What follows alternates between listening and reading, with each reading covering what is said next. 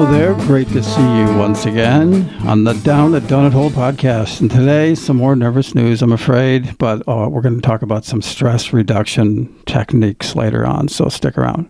Yeah, and I think everybody needs them right now. It does get to me. It does, I try to search the news. I consider myself an independent. I vote independent, have for a long time. You're the same. And I'm looking for reasons not to be worried, and I'm worried for positive signs, meaningful things. Now, in the quest for that, it gets difficult when things are happening so fast that you don't really have time to fully understand what's happening.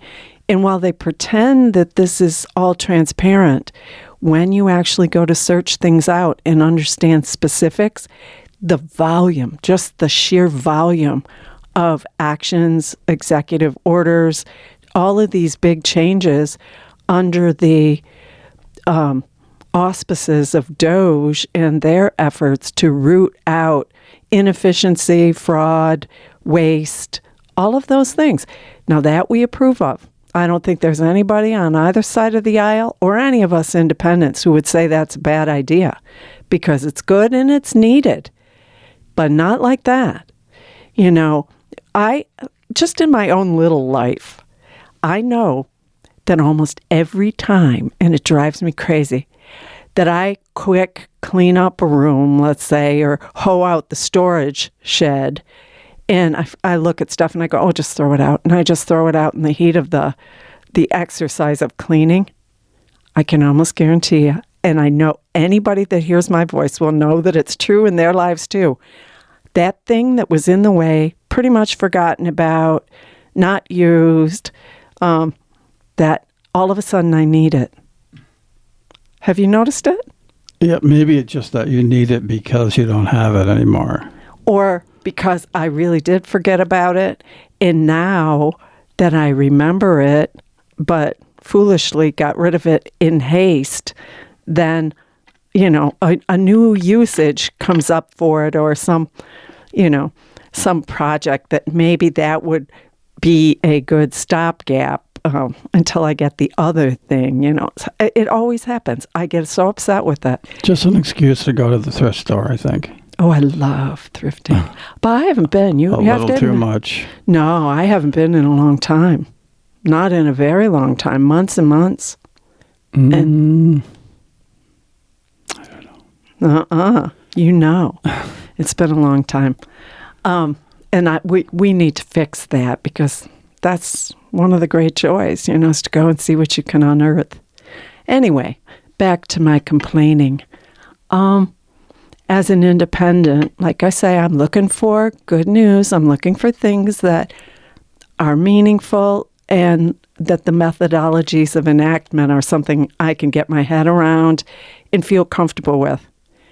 Now, today, I see that our administration now is saying that we're going to refer to the Persian Gulf as the Gulf of Arabia. Who cares? Who cares? Why do we bother with that?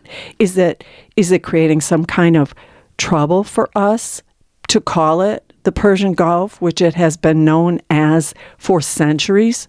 Why is that a problem for us to the point that we need to change it? Got to control everything, including history, apparently. Well, it was the same with the Gulf of Mexico, Gulf of America thing. I think everybody's pretty much ignoring that, though. No, they're not ignoring that, because that's about to be enacted into law, that any publications, anything like that in this country has to reference the Gulf formerly known as Mexico. So that's the legislature then. Yeah, they're going along with that, but they have the majority. And so they'll be able to pull that off. But, all right, now here's the thing. If we're talking about government efficiency and eliminating waste and, I won't say fraud. I guess that doesn't apply right now. But my question is, are we going to amend all U.S. publications that refer to the Gulf, formerly known as Mexico, now known as the Gulf of America. Are we going to reprint and correct that, amend that, update that? And how about maps? Are we going to have somebody go through all the maps that leave government printing offices and put a sticker over that or something? Come on. Do I care? No, I do not care, except if you're creating busy work or silly work when we have real issues. We have real economic issues. I do care about that. Get somebody on that. You know, have your sticker crew figure out how to put new price stickers on eggs, because it's still a problem. Seem like they're just kind of trying to change history. Yeah. For what reason, I don't know. Well, to make it very U.S.-centric, I suppose. Does that seem to make us great? But does it really? That doesn't explain the Persia to Arabia idea, though. Well, part of that is Persia, Iran was formerly known as Persia. Is this a little tweak for Iran? Because I know that our administration is pretty good buds with Arabia and other Islamic countries, which is fine. That's okay, you know, as long as everything's on the up and up, and there's no personal gains to be had from those alliances, which needs to be looked at always in every administration, I will say. And so we have to keep an eye on that. But it does seem like it's just a big diversion, and it's enough to annoy everybody else. Like, who are they, meaning us, that they think that they can look at world maps and dictate to the rest of the world what we're going to call something now? It's like if my neighbor names his dog Bingo and I decide his name is going to be Max. They'd be saying, who are you? You can't change my dog's name. You're not responsible for my dog. And so we got to quit naming stuff, new names that somebody wants. It's not the people. I don't think the people care about that, because people are genuinely up in arms, including people who voted for this administration to come in and, number one priority, fix the economy and look at revamping the immigration. So, I don't know. It seems like a little sleight of hand to keep us looking at something else. Also, because it tends to tweak our allies, and I don't mean Iran, because I know that's been a strained relationship, but all of these allies that we've been slapping tariffs on their stuff, we have to say, when we strain our relationships with allies, if we are in need, are they going to be as comfortable or as quick to come to our aid if they can't have some assurance that we're going to do the same for them because of our behavior? Slapping tariffs on things, insulting people, minimizing people, talking like we have a right to some imperialistic expansion right out in the open. Get used to the idea that's just how it is, that kind of an attitude. Yeah, the new sheriff in town, so to speak, or the Wild West. Well, it's really feeling like the Wild West. And if you tick off your neighbors and your friends, you have to stand back. People have to look at that and say, okay, do you have new friends? Who's your new friends? Who are you in bed with? Who's your buddies? Who's your besties? Because if it's not me anymore, or our other good buddies, who is it?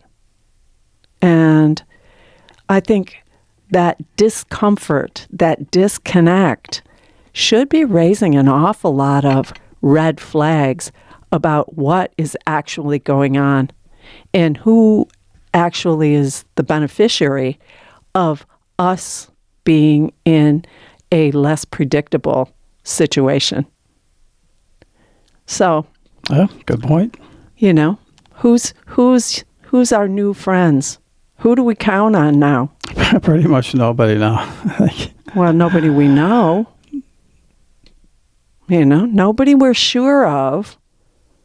And there's so much going on, certainly with all these Doge efforts and being in the deepest recesses of our computer databases and information flowing to who knows where. That's a legit question, guys. It's a legit question. And it doesn't have a whole bunch to do with parties. We've seen that. Because a lot of these cuts are cutting across the entire populace. Everybody's starting to feel the sting. And it's going to be a lot more painful than telling your little girl that she can't have 30 dolls. No kid of mine has ever had 30 dolls. Yeah, that's true. I know, really. If you got a couple of dolls, probably part of them, some of them came from the thrift shop or your cousin who gave them to you or something like that. But I don't know anybody that's running out. Even people that are well off, I don't see them running out buying their kid 30 dolls at Christmas. I don't know. Why do I think there's something kind of creepy about the idea of getting a doll at the thrift shop? I mean, there's got to be a reason that somebody said, let's give this thing away. Oh, please. We don't want it in the house anymore. Please don't go there. I hear it all the time. I happen to like puppets.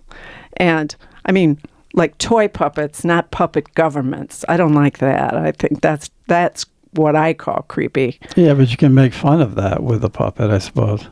Well, that's the thing with puppets, isn't it? Puppets can have really searing comedy and very profound viewpoints of things that a real person can't get away with saying. But a puppet can, because, of course, it's just a puppet. It's just a toy. And so they can be really very pointed in their analyses and criticism of current events or leaders or something like that. Does that mean that the powers that be are kind of dumb because they don't realize that person is actually the one making the voice? No, it's just, there's too much. Oh, that's just the puppet. It's just a puppet. I was just kidding. Did you really? take that seriously? I got away with that? My God. No, I can't believe it. I just wanted to make my point or make a point that everyone would consider outrageous. And so coming from this cute little plastic or wooden dolly, animatronic dolly, it's okay. Calm down, Don't worry about it. It's just for funny.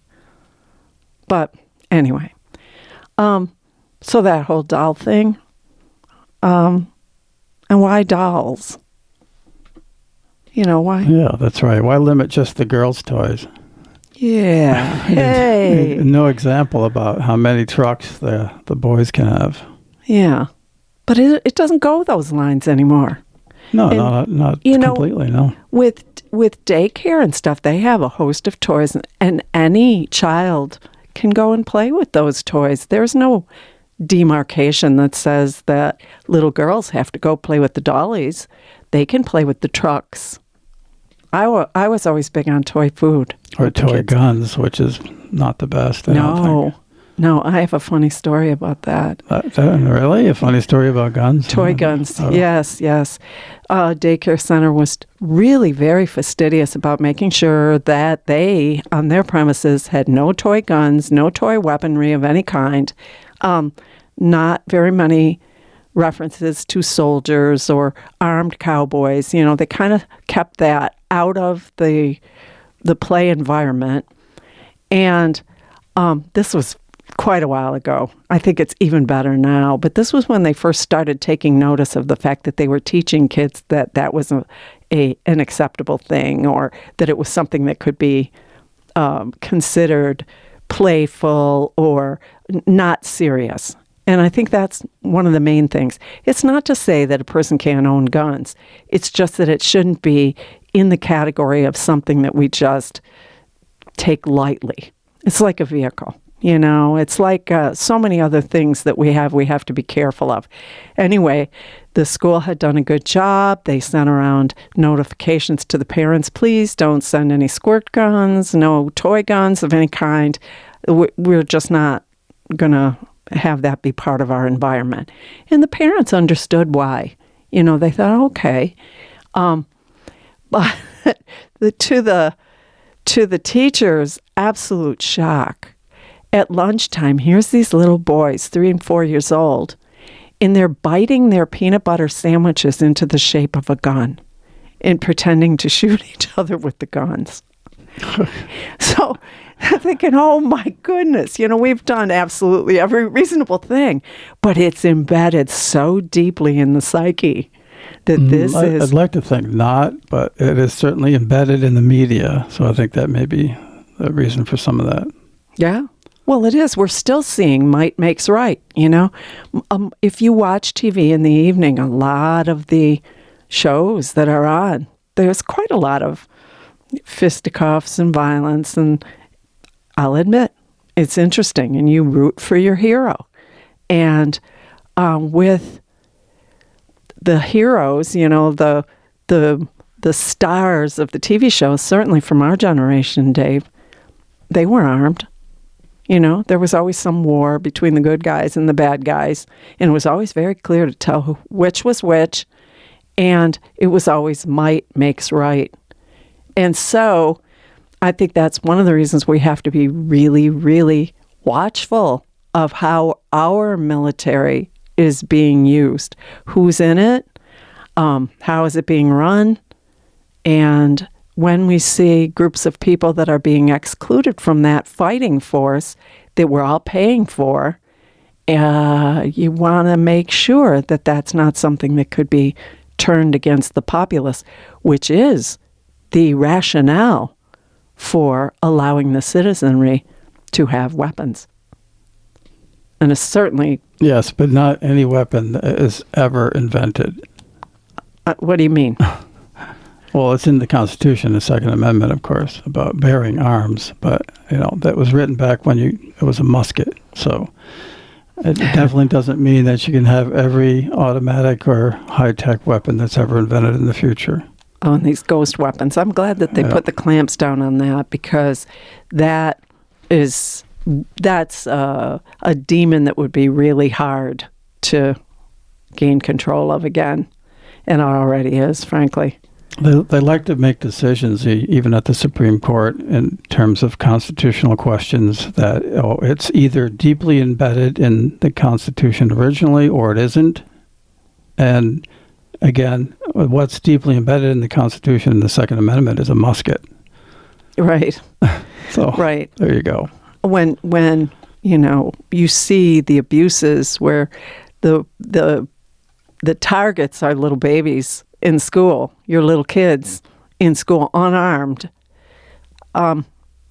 That's we got us a problem, and we do. I call upon the gun owners. I really do. I think a lot of good people, they've come through the military. Certainly the military is a disciplined force.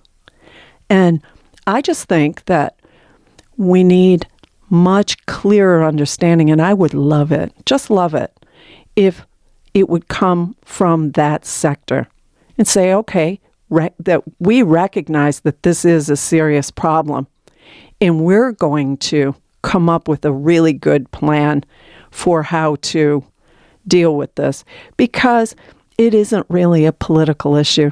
It's a moral issue. It's an ethical issue. It's a safety issue. And I think people who have gone through the military, they understand the lethality of a weapon. And they also understand how, in the wrong hands of someone who is using it for absolutely unconscionable purposes, that needs to be, clearly unacceptable, that your right to have a weapon does not automatically greenlight your ability to use it however you want against whomever you want, you know? So that's a call out, a shout out, because I think they can do a good job. I think just common sense military people, and I mean gals too, who have been through the military. How can we make this better? You know, we have to do a better job. We just do. And I can't think of any way that anybody could refute that we've let this get way out of control, and we need to come up with a much better plan. One of the things that I've always believed that we could do is have some sort of electronic sensor in certainly all new weapons, that all school systems, all public buildings would have a signal that they put out that would disable that gun within a certain proximity and make it difficult. The gun, if you mess with the sensor, the gun won't work either. So it's sort of like those electronic locks on cars. You know, you'd have to retrofit like every gun ever made, well, and then you still have the ghost gun problem. Well, the thing is if there was an incentive to do that, because look at it this way: well-meaning people, or parents who own guns, you bring them into the police station, or you bring them in here or there, and you get maybe a tax credit. Maybe you get, $100 off your taxes for that year if you bring that weapon in and have it retrofitted. There's ways of doing these things. And that would help. That would help a lot, because that would safeguard that particular weapon, for every weapon that happens with, from falling into the hands of someone who's not responsible, who should not be having access to that weapon. And if you're an upstanding gun owner, why wouldn't you do that, especially if there was an extra incentive? You should do it on moral grounds, on ethical grounds, on safety grounds. You should do it. That should be enough right there. And you can turn down the incentive, but maybe you do need a little bit of cash or something at this moment in time, and you take the credit. And maybe you can save that credit for some year that, you're just nudged over the edge of a bracket or something. Didn't you say, or you were reading something or whatever about that's one of the factors that's limiting tourism so far this year? Yeah. People from other countries are hesitant to come here because of the gun problem. Yeah, because it's so rampant. Almost every big city, every single day. And try as we might, or some people might, it is not always, perpetrated. It's seldom actually perpetrated by an immigrant, undocumented. I mean, because that's certainly one of the reasons that they point to for these over-the-top immigration enforcement activities that are happening. That's one of the other reasons. We talked about that yesterday.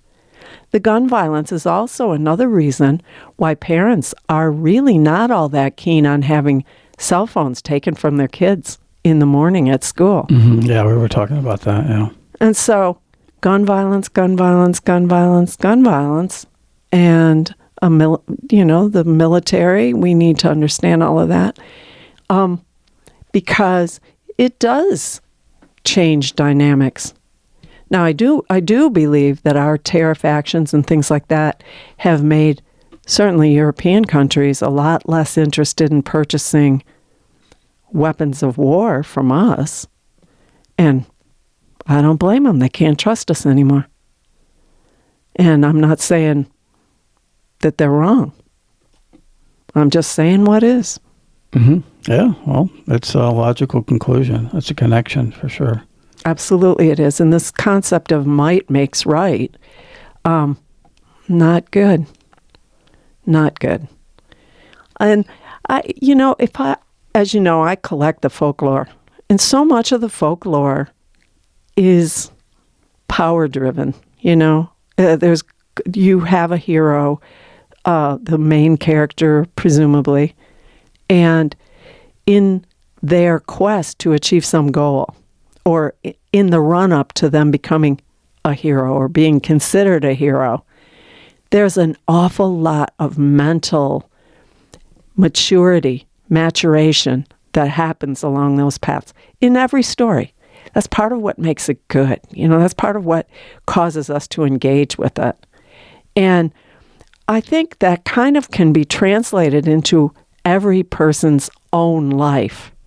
If you consider that you are on a journey toward enlightenment, toward wisdom, and so when you encounter something that isn't working out for you, and you sit back and you take it apart in your mind and break it up into little bite-sized pieces that you can address one by one, that gives you back a modicum of control over what seems to be happening to you.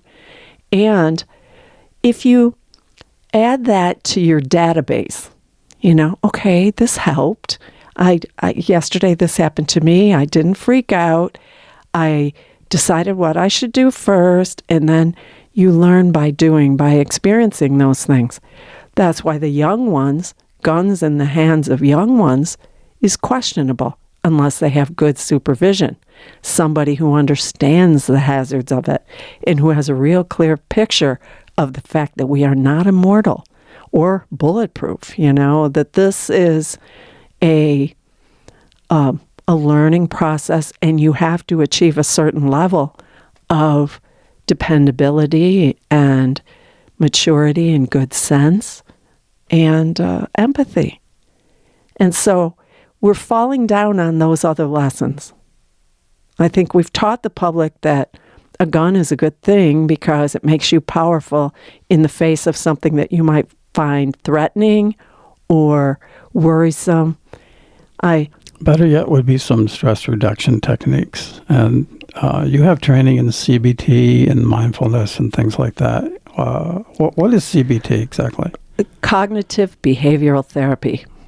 And this isn't something that means that if you have an out-of-control teenager that you're going to send them for behavioral therapy and they're going to be made to sit in the corner or something like that until they promise they'll never do these behaviors again. That isn't what it's about.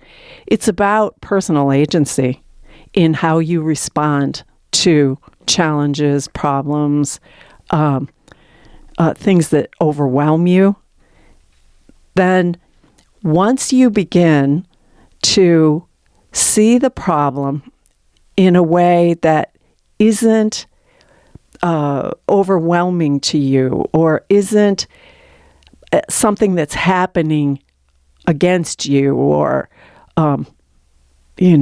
some uncontrollable force that's selected you perhaps to play cat and mouse with. Once you understand that most of the things that are happening to you, or a good share of them anyway, are kind of a consequence of the way you've been conducting your business. And so if you can unwind that a little bit, and we've talked before about small things you can do, So it is a method. It's methodology. Literally about things that you have to become aware of that you can control. You can control. Okay. And sometimes it's just a difference of the way you look at something. So you don't see it as an attack of bad luck or God getting mad at you and beating up on you because, you swore at the crossing guard when you were in a hurry. That's not how it works. It's what it is you understanding that certain patterns of behavior that you've developed over time, probably unconsciously, that some of those carry with it an unnoticed consequence.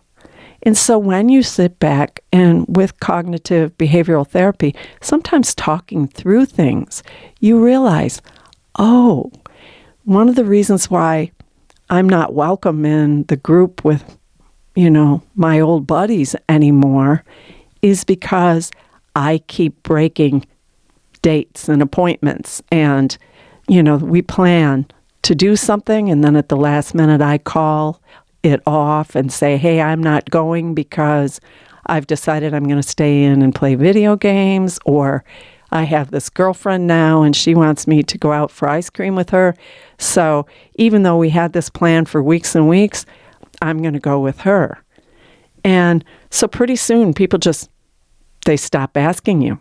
And this is just a little example of the things that you, with some deliberate, intentional understanding, and a willingness to really confront some of the things that you yourself do, your patterns of behavior or your patterns of thinking, that you can modify that. And usually it's not going to be some grandiose thing where we decide in a therapy session today that you're not going to do that anymore and you're all better, and when you leave the office, this is never going to happen to you again. That is not how it works. So is this something that a practitioner does, or is it an introspective sort of thing? I think a practitioner will give a client exercises to do or to think about, what would you do in this situation? And how about this, and then talk about maybe alternative ways of handling things that are triggers for upset, anxiety, anger issues, things like that, or inability to hold down jobs or advance in a career. The kinds of things that hold you back, that cause you to be worried or troubled, those kinds of things, if you take agency over those by modifying how you react, the kinds of things you do, if you want to advance in your job, you can sit down and think about what are some of the barriers to having that happen. Are you chronically late? Is your work substandard? Are you shifting what should be your responsibilities over onto someone else in the office? Are you getting bad advice from someone who maybe doesn't have your best interest at heart? Are you drunk? Are you high when you go to work? Do you cut out early? Are you taking a long lunch break? Are you believing that your immediate manager has it in for you? No, I'm not saying they don't. Maybe they do. Maybe they do. So if you recognize that your immediate manager has it in for you because the checklist we just talked about, you're getting straight A's on all of it. You're great. You're really a good employee, very conscientious. You're on time. You're reliable. You're not asking for a whole lot of PTO or anything like that. Maybe the manager does find you a bit threatening.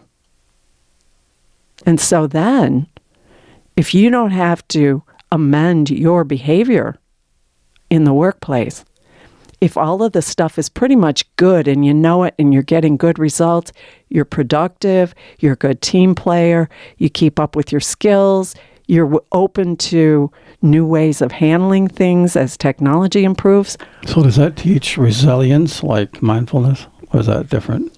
Mindfulness is a little bit different. Mindfulness is learning to discipline your thoughts, to take that constant barrage of noise inside your head, a lot of which, for most people really, is very self-critical. Oh, 6 years ago, I wish I had said something different to my best friend or my daughter or my son or my husband. I should have said this, or I should have said it that way, or I should have said nothing at all. It's 6 years. 6 years. And you're still mad at yourself for making a mistake, for speaking in the heat of the moment. Now, mindfulness wouldn't let you just have a pass on that and say, well, you can say whatever you want to people and then down the road you can make yourself feel better about it. Mindfulness helps you to push those accusatory voices, I'll say, just that running dialogue inside your head that you're not good enough, you made a mistake, you're really not a professional, and wait till the world finds out. All of that foolishness. It teaches you how to be kind to little you and push those thoughts off to the side. And then you get yourself really calmed down. push them away. And speak like that. Well, in that state, It is soothing.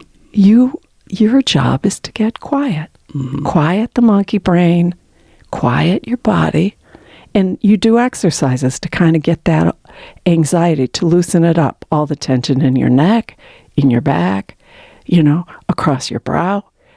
There's ways, and you just focus your attention. If it's a guided meditation, those are some things that you can do. And it's well worth it. There are courses online.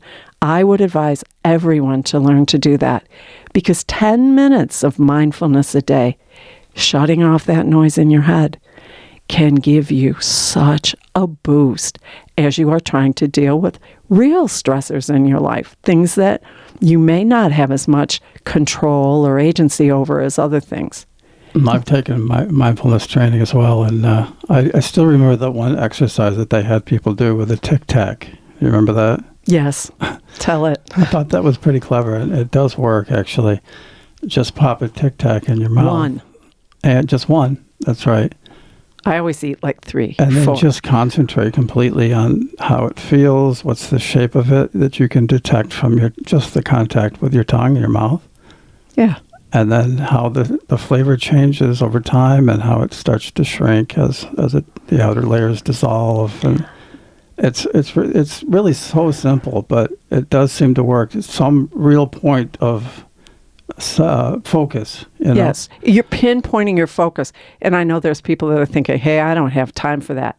You don't have time not to do it, because anxiety and reacting without full control of what you're doing and saying, that costs you more time and makes you more anxious in the long run. So if you can take even 5 minutes. Now, we're going to be putting up what we're calling Bless Zings. These will be coming up pretty soon. They're shorts that will be associated with the Down the Donut Hole podcast. You can click on those. Perform by yourself. Well, I do the reading. Don't be modest. Like I would in any guided meditation kind of thing. And basically those little bless zings, because they're short, that's why we call them zings, we hope, will give people just a little teeny vacation from all the things that are just bombarding them with anxiety. Mainly stories, right? Just 3 minutes or less story. They're just very focused, a guided meditation to take your mind off the current worrisome thing and just give you that little quick break. And when you can do that, when you get good at doing that, and it takes a little bit of practice, I'm not going to, lead you to believe otherwise. The more you do it, the better you get at it, and you can slip into that quicker. And the health benefits are so measurable. The cortisols in your body, all of these fight or flight hormones, and that just, it levels itself out quickly. You breathe differently. You're going to breathe slowly. You're going to breathe, I call it generously, so fully. You fill your lungs with that. These are ways that you can keep control of yourself when you feel that the whole world around you is out of control. And so these are just mechanisms that are very worth it in the long run, and certainly in terms of health benefits. So those are blessings. We're going to put up a packet. My goal is 10. I think the production team we have about 8 done now, and I'd like to get 2 more, but I have some other things on the plate currently, and I may just put the 8 up. We'll start with that, and then I'll just try to expand that number of things. You can hear them more than once, because your job is to focus on the spoken word and imagine in your head what we're talking about. And they're very simple. Everybody can get their head around it. There's nothing that's going to require a great deal of imaginative acrobatics. So those will help. We're going to put up some longer form meditative stories. And I like those because those will take you on a journey. So let's say at the end of the day, instead of watching a show where people are beating each other up or something like that, or something that creates more anxiety. Or some sort of shrieking game show or whatever. Yeah, something like that. You just need to shut off for a little while. So we're putting up a few longer form things. Several of the ones that I have are for young kids, teenagers who are facing, making life choices about what am I going to be when I grow up? What's my career path going to be? Am I going away to college or am I going to wait? All of those decisions that are in front of a young person, while they are exciting, they are also very anxiety producing because there will be change, and change is always scary to people. So I have quite a few things that we're going to be putting up for young people. I have a few that are for real young kids, kind of barnyard things, and but others are more for teenagers, and then some that are just for anyone. And so those will go up too over the next little while. The length of our podcast will probably vary coming up here pretty quick. On the road, yeah. When we're on the road, it's too hard to sit down. It's sort of just a slice of real life, and so the time will definitely vary. Yeah, and our goal with those on the road ones, there's a lot of folks who don't get to go and do stuff. And those, by the way, are in immersive sound. We'll talk more about that in the future, but for that you need earbuds or a headset, and when you put them on, and you can kind of imagine that you're right there with us. Yeah, so lots of things, lots of little ways that we can bring the temperature down. Do we consider ourselves a mental health agency? No. We just consider ourselves a little podcast, a couple of people. Sometimes Des is with us. Sometimes we have others join us by phone. We're neighbors. We're your friends. And we're just talking, bouncing around ideas for ways just asking to chill. Just talking, yeah. Yep, just chill. And that's how it started for us, is just, hey, we were talking about these things at the table anyway, and we said, let's throw a microphone on it. And lots of fun things have come out of it, particularly the shorts. Everybody seems to be really enjoying those. And sometimes we put them up it's a little vacation. Some of it's just fun to think about, and that. We are getting close to out of time. Quick update. Kelly's appointment and the kitten's appointment with the vet to be spayed and neutered has once again been pushed back now till Monday, which is now in the red zone for inconvenient for this household. And so we'll try to keep you up on that. Des is going to help out because we're kind of overcommitted for those days. So we appreciate him and all he does. He does a lot with our shorts. And so it's a real team thing, and a very, very enjoyable to work on it. And especially when we get comments, we want to thank everybody for that. And I'm really excited to hear how you like the Bless Zings and some of the other long form stuff that we're going to put up. I'm hoping that they help you, and that certainly young kids, and that you'll be able to direct them to that, because anything that's under 3 minutes sounds doable. 10 minutes, when you say, well, you should meditate for 10 minutes or do mindfulness for 10 minutes. 10 minutes seems like kind of a long time. It's like if you wait for your coffee pot or something, and it takes a long time. That's good once in a while, but you just can't do that all the time. So whatever time you have, even if it's just a time for one tic-tac. Yeah, one tic-tac. That was eye-opening for me. Yeah, that's very cool. Because I just, some of the people that go on these mindfulness retreats, also during the time that they're eating, they eat together at cafeteria style, and there is a strict rule of no talking. It would kill me. I know, my gosh. Never. Just pay attention to your food. Eat it slowly. In fact, that's good for your digestion, too. Yeah, but it's not fun. Eat more slowly and enjoy every flavor and every texture and all that stuff. So it's also a mindful activity. It is. And enjoy your day. And be sure there are lots of blessings. Look for them. Look in little places and count the little things, too. Don't always be looking for something big and major, because you'll be disappointed. But if you count the little things and understand how elegant they are, That's happiness. Goodbye, folks. Bye-bye.